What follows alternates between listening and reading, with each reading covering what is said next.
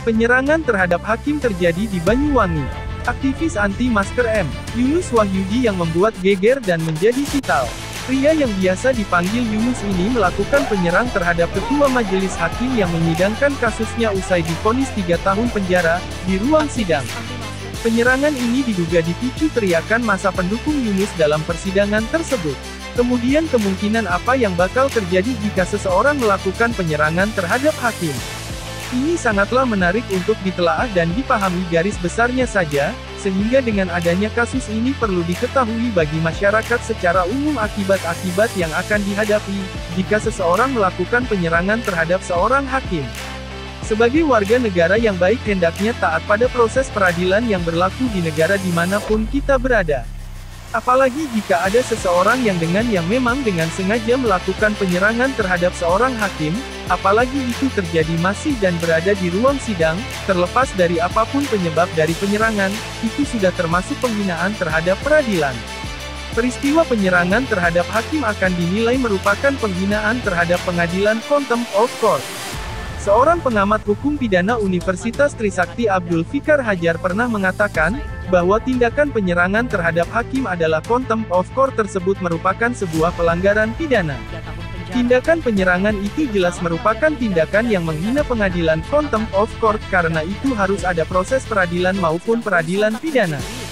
Sebaiknya sebagai warga negara, seseorang wajib mengetahui bahwa penyerangan terhadap hakim setidaknya ada 3 hal yang dapat dianggap sebagai penghinaan terhadap pengadilan. Yaitu pertama, berperilaku tercela dan tidak pantas di pengadilan, misbehaving in court. Kedua, tidak mentaati perintah-perintah pengadilan, disobeying court orders. Dan ketiga, menyerang integritas dan imparsialitas pengadilan, scandalizing the court.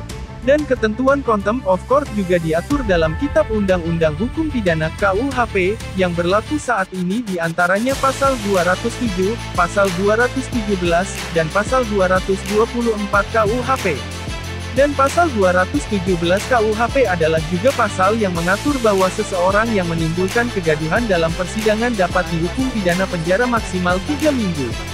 Barang siapa menimbulkan kegaduhan dalam sidang pengadilan atau di tempat di mana seorang pejabat sedang menjalankan tugasnya yang sah di muka umum, dan tidak pergi sesudah diperintah oleh atau atas nama penguasa yang berwenang, diancam dengan pidana penjara paling lama 3 minggu atau pidana denda paling banyak Rp1.800, bunyi pasal tersebut.